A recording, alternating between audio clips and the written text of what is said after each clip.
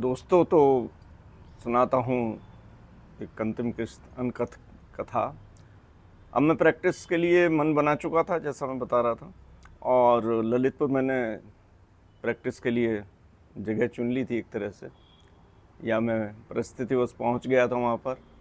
ये उत्तर प्रदेश के कोने पर स्थित है और काफ़ी पिछड़ा हुआ इलाका माना जाता है, और राजस्थान और मध्य प्रदेश के उतने ही पिछड़े गांव से या उतने ही पिछड़े इलाकों से ये घिरा हुआ बुंदेलखंड कहलाता है। लास्ट में जो सीनियर रेजिडेंसी करने के बाद मेरी सोच थोड़ी बदल भी रही थी कि डॉक्टरों की कमी पर लेख लिखते थे तो सोचते थे कि अगर सब बड़े ही शहर में सिमट जाएंगे और उसमें मेट्रो की ब्रांच बना देंगे तो ये भी ठीक नहीं है, उसको मेट्रो की सीमाओं में कैद करना, जो बीमारी सब जगह सर्वत्र है। तो सोच आता था कि अगर सरकार पर जिम्मेदारी छोड़ दी जाए तो शायद सैकड़ों साल लग जाएं, या जल्दी भी हो जाए, 20 साल लग जाएं। तो एक और थॉट था कि शुद्ध व्यापारी तो नहीं है जो केवल फ़ायदे के सिद्धांत पर चलें।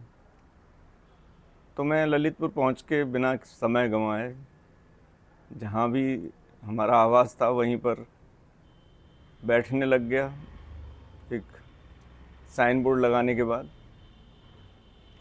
और ज़्यादातर मरीज भी आने लगे एक आध दिन बाद या उसी दिन से।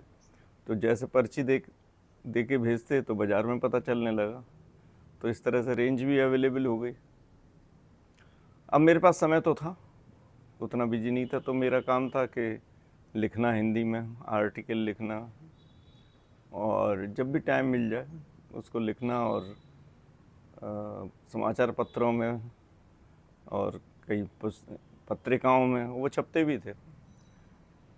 इस काम में मैं व्यस्त रहता था। टाइपिस्ट आसपास ढूंढ लिए थे जो कर करा के दे देते थे, सुधार करके हम दे देते थे। धीरे धीरे मैंने समय का इस्तेमाल किया, चाहे मैं एक दूरस्थ प्लेस पे था, मगर मैंने मनोचिकित्सा की जितनी भी इकाइयाँ होती हैं उनमें अपना शिरकत शुरू की और लगातार शुरू की। एक छोटी जगह पर आपको प्रैक्टिस करने का एक एडवांटेज तो मिलता है कि आपके अंदर यह भय का भाव ख़त्म हो जाता है, अगर हम चले जाएंगे 4-6 दिन को कहीं तो हमारे पेशेंट कहीं और चले जाएंगे। तो मैं काफ़ी अपनी conferences A to Z, state, central, national में लगातार अटेंड करता था। तो इस एडवांटेज को लेते हुए कि पेशेंट तो ट्रांसफ़र नहीं होंगे, अकेले होने की वजह से लौट के आ जाएंगे, इस तरह से मेरी मुलाकातें बढ़ती गईं साइकेट्री में अपने दिग्गज लोग कहना चाहिए या जो फेमस लोग कहना चाहिए उनसे। और मैं संस्था में अपना योगदान देने लगा, तो संस्था के सारे सबसे ऊपर के पद तो नहीं कह सकता नेशनल में, मगर नेशनल एग्जीक्यूटिव काउंसिल में 20 साल रहा, जो भी एक अपना रिकॉर्ड था। इसके अलावा स्टेट्स जोनल कौन में तो प्रेसिडेंट, एज प्रेसिडेंट ही में, और स्टेट चैप्टर्स वगैरह बहुत बनाए भी मैंने। और मैं साइकेट्री के जर्नल्स में भी अभी तक लिखता रहा, एकेडमिक मेरा टच बना रहा। इसी के साथ मुझे लगा कि थोड़ा एक्सपेंड करते हैं प्रैक्टिस, तो सागर की भी ललितपुर के साथ ही प्रैक्टिस शुरू कर दी थी। उस समय मध्य प्रदेश का हाल और ख़राब था, यहाँ कोई MD ना होने की वजह से सारे साइकेट्रिस्ट बाहर के ही पड़े हुए होते थे और संख्या में भी बहुत कम थे। तो सागर में भी उस समय थोड़ा थोड़ा गियर अप हो रहा था, पकड़ बन रही थी। सागर एक हम कहते थे बहुत बड़ा गांव है, मगर पकड़ बनने लग रही थी, और धीरे धीरे खरे साहब थे, उन्होंने एक मल्टी स्पेशलिटी हॉस्पिटल की परिकल्पना की, तो हम यहाँ जाने लगे। लोकप्रिय नाम का था। इसमें उस समय का आवागमन और सड़कों की वजह से समय बहुत लगता था। तो सुबह निकलते थे 5-6 बजे, रात के 12 बजे पहुँचते थे। काफ़ी दिक्कत थी, तो इसलिए एक 800 मारुति भी ले ली गई बैंक के लोन से, सफ़ेद। सागर से ललितपुर जाना आना आसान हुआ, और 1 डे प्रैक्टिस चलती थी वहाँ पर। धीरे धीरे ज़रूरत महसूस हुई पढ़ाई की, तो हमने कहा जीना या मेरी कविशा मेरी बेटी, मैंने कहा उसको 6 के बाद ललितपुर की बजाय सागर पढ़ाया जाए, तो मैं भी शिफ्ट हो लिया। शिफ्ट ऐसे हो लिया कि यहाँ पर रहने लगे सागर, और अब उल्टी प्रैक्टिस शुरू हो गई, ललितपुर जाने लगे। दिन पहले वहीं के ज़्यादा रहे, फिर धीरे धीरे दिन बंटने लगे, फिर यहाँ पर दिन ज़्यादा होने लगे, तो ये क्रम चल रहा था। मेरी प्रैक्टिस भी ठीक ठाक होने लगी थी, काम आराम से चल रहा था। बहुत छोटी सी 15 बाई 10 की भी दुकान ना होगी फिट में, उससे काम शुरू किया था। और मुझे याद है कि मैं लिथियम नामक एक काफ़ी सस्ती और काफ़ी अच्छी दवाई का इस्तेमाल कर रहा था, जो कि मैं साइकेट्री के इंस्टीट्यूट से ज़्यादा सीख के आया। तो उसका उपयोग बड़ा अच्छा था, तो मैंने उसका बहुत अच्छा उपयोग बाइपोलर पेशेंट्स में किया। अब इसके साथ दिक्कत क्या थी कि ये जो लिथियम है इसको आपको मॉनिटर करना पड़ता है। आसपास पैथोलॉजिस्ट कोई इतने काम के लिए कोई मशीन लगाने को तैयार नहीं था। सोडियम पोटेशियम करते थे, उसी से हो जाती थी उस समय फ्लेम फोटोमीटर। तो मैंने एक अपना फ्लेम फोटोमीटर खरीद लिया था, सिस्ट्रॉनिक कंपनी, सारा भाई का एक कंसर्न है। और उस समय से क्या अभी तक मैं एकमात्र साइकेट्रिस्ट हूँ पूरे हिंदुस्तान में, या हो सकता है अन्यत्र भी, कि जो खुद ही सीरम लिथियम करता था। और इसमें मेरी सहयोगिनी बनी, यानी कि वो पैथोलॉजिस्ट कह लो, बायोकेमिस्ट कह लो। तो सीरम लिथियम को एस्टिमेशन मेरी पत्नी करने लगी। होता यह था कि सुबह 10 बजे मरीज आया, उसका ली दिया, सेंट्रीफ्यूज जो होता था वहाँ पर, तुरंत भेजा घर, और 1 बजे तक रिपोर्ट अवेलेबल, यानी लिथियम का माप हो गया और उसका ये भी हो गया कि क्या डोज़ है। और इसमें फ़ायदा ये होता था कि ईसीटी जो लगातार अन्यत्र लग रहे थे वो कम हो गए, तो काफ़ी कुछ लोगों को भी राहत हुई और लोगों ने घर पे अपने पहुंचाया कि भाई ईसीटी के अलावा भी इलाज है कुछ। ईसीटी हम लगाते ज़रूर थे, कम लगाते थे, और इसमें 3 लोगों की ज़रूरत पड़ती है पकड़ने के लिए। तो ये समझिए कि मेरी पत्नी भी आ जाती थी बीच में जब लड़के कम होते थे। और ये सब यानी कि हमारी पत्नी, हमारी मदर, दोनों की, मदर का आशीर्वाद, पत्नी का सहयोग, ये सब होते होते मुझे ये याद सताने लगी अपने पुराने बैचमेट्स की, कुछ खलिश कुछ लगने लगी। सौरभ से मेरी मुलाकात होती थी, औरों से भी होती थी, तो मेरा वहाँ जाना इसलिए और संभव होता था, हमारे साले साहब वहीं थे, तो रुकने रुकाने का और सम्मान और साथ साथ हो जाता था। तो अब साथी जो थे आगरा के, उनका तो पता था, और आगे कैसे बढ़ा जाए इसका सोचना था कि बाहर के कैसे हों, कि ये लोग तो इकट्ठे हो सकते थे। तो मीटिंग, बैच मीट का बना मन। तो सौरभ के यहाँ बैठा था, तो चाय वाय पी रहे थे, तो हम सोच रहे थे क्या करें, कैसे अपडेट हो। तो सौरभ ने उठा के ब्रह्मरेश की छापी हुई ताकि सनद रहे, एक पत्रिका छपी थी, तो उसको उठा के मुझे दे दिया।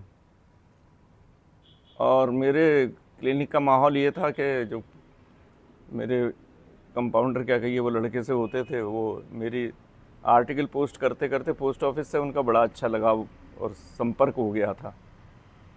तो ये बात आई गई हो गई, मगर मैं सिंसियर था इसमें, मैं बहुत सीरियस था। तो मैंने ताकि सनद रहे का उपयोग किया, और उसमें से एड्रेसेस थे उसमें। फिर मैंने मंगाए जवाबी पत्र, जवाबी पोस्ट कार्ड हुआ करते थे, तो वो बहुत ऐसी युक्ति थी कि उसमें मैंने उनके पत्र भरे और उसमें उनको मांगा क्या, उसमें फील्ड बना दिए थे कि आपका नाम, पता पूरा, ये मोबाइल जो भी नंबर्स थे उसमें वो दें।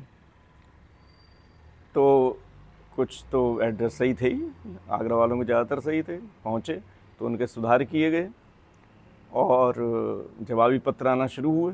बड़ा इसमें एक अपना लुत्फ़ ही था। अब फिर बैरंग भी आना शुरू हुए। बैरंग पत्र आते थे, उनको दोबारा डाला ज़रूर जाता था उसी पते पर कि शायद अब रिजल्ट आ जाए। हुआ भी कि जब ये पत्र पहुँचे तो कुछ में लोगों ने सहायता ऐसे की कि उनके जो परिजन या जो भी भाई बहन जो भी मम्मी पापा थे, उन्होंने उस बैरंग पे पर अपने जो छोड़ चुके थे अपने कहीं कहीं दिल्ली कहीं और उज्जैन या जहाँ भी थे, तो उनके पते लिख दिए। और कुछ और भी लोगों ने ये घर वालों ने सहयोग किया, उन्होंने क्या किया, रीडायरेक्ट कर दिया। जैसे उसमें एक फीचर होता था रीडायरेक्ट, कोई खर्चा वर्चा उन दिनों नहीं आता, सरकार उठा लेती थी सारा, कोई रीडायरेक्ट कर दिया तो करते थे। तो एक ऐसा ही किस्सा हो गया कि मैंने एक बार, दो बार, एक तीन बार शायद रिपीट किया था किसी पते को, और वहाँ से रीडायरेक्ट हुआ था। तो चौथा जब लेटर पहुँचा, ये 2 महीने के बीच पहुँच गए होंगे इतने, तो वो जो पिताजी थे हमारे, एक माननीय सदस्य हमारे बैचमेट, वो जवाब नहीं दिए थे, तो इसलिए उन्हें लगा कि चौथा पत्र आया है और जवाब नहीं पहुंचा है तभी आया है, नहीं तो एड्रेस। तो उन्होंने क्या किया, आओ ना देखा था, और जैसे ही पोस्ट कार्ड मिला डाला जेब में और वो दिल्ली रवाना हो गए। और दिल्ली में उनकी अच्छी खासी, दिल्ली में समझ रहे हो किसी बहुत ही बड़ी चिकित्सालय या बहुत बड़े कॉरपोरेट ऑफिस, उसमें वो बैठा हुआ देख रहा था अपने मरीज, और उन्होंने शुरू वहीं से झाड़ा, बोला देख तेरा ये मित्र है जो, ये तेरा दोस्त है, ये बार बार लिख रहा है, तुझको फुर्सत नहीं है, मैं तुझे रीडायरेक्ट कर रहा हूँ, तुझे ये फुर्सत नहीं मिलती है कि इसका लेटर भी जवाब दे दे। और वो इतने गुस्सा थे कि वो दिल्ली में उसको ओपीडी में पटक के वो पत्र, और सीधे वापस आ गए थे अपने घर, उसके घर तक नहीं गए। तो इस तरह का और भी बहुत सारे इसमें किस्से हुए, मैं शायद इकट्ठे कर चुका था 70 से ऊपर भी पत्र पते, जिनमें सब सही थे, और मैंने उसको फिर छपवाया अपने, तब लिया ही हुआ था प्रिंटर वगैरह मैंने, तो उससे मैंने ये सब बनाया, पूरा अपने हाथ से बनाया, उसको फ़ोटो स्टेट कराया। और इस प्रक्रिया में जो प्यार हासिल हुआ वो शायद प्रशंसा से जो प्यार मिला, प्रशंसा भी करते हैं ना दोस्त, तो वो जो हासिल हुआ वो मेरे लिए अमूल्य था। सब लोग अपने अपने पॉइंट पर थे, आगे बढ़ने की सब लोग चेष्टा में भी थे, और प्रैक्टिस को विस्तार दे रहे थे। और इससे मेरी एक बैच मीट जो पहली हुई थी वो इस नई डायरेक्टरी के बन जाने से हुई थी। और इसका जितना लोगों ने क्रेडिट भी दिया, मगर क्रेडिट से ज़्यादा जो मुझे उसकी अनुभूति अंदर से हुई अपने हृदय से, वो शायद कैसे जिक्र की जाए पता नहीं चल रही। शुरू में भावना ये थी कि हमारी बेटी पहले हुई थी, रांची में हुई थी, कि एक सिंगल गर्ल चाइल्ड का एक उदाहरण पेश किया जाए, मगर जैसा होता है प्रेशर, अड़ोसी पड़ोसी तो क्या, क्योंकि जैन लोगों के बीच में रहते थे, सभी बुजुर्ग लोग भी रोज़ दुआ सलाम होना, रोज़ होना कि जैन मंदिर जाना, तो सब लोगों ने कहा कि नहीं भाई देखो ऐसे क्यों सोचते हो, ये भी तो हो सकता है बहन को एक और बहन मिल जाए। ये बात मुझे जमी कि बच्चा अकेला नहीं होना चाहिए, बहन को बहन मिल जाए, भाई मिल जाए तो भी है। और फ़िलहाल के लिए मैं बताता हूँ कि मैं सागर में हूँ, ठीक ठाक प्रैक्टिस है, मिलता जुलता हूँ आप लोगों से, पता ही है, आता जाता हूँ। मेरी बड़ी बेटी जो जिसकी 5 साल पहले शादी हुई, न्यू जर्सी न्यूयॉर्क के पास है, जो वहाँ पर है सॉफ्टवेयर में, उसके मेरे दामाद जो हैं उसके हस्बैंड अपनी चॉइस से उसने की है, वो हैं वहाँ। और मेरा छोटा बी कर रहा है भोपाल से, सेकंड ईयर में है। बाकी हम सब लोग यहाँ हैं। और जैसे हर कथा का एक अंत होता है, तो जो सेलिब्रिटी स्टार की कहानी स्टोरी थी उसका यहाँ पर समापन, मगर कभी ये इंटरेक्शंस, ये दोस्ती, ये तो कभी समाप्त होती नहीं है, सतत चलती है। तो इसी आशा के साथ कि हम लोग और इंटरेक्ट करें और मिलें, मुझे तो इंतज़ार रहता है कि हर बार कि बैच मीट कब। चलिए, नमस्कार मैं करता हूँ अपनी इस कथा के संग का अंत यहीं पर। नमस्कार।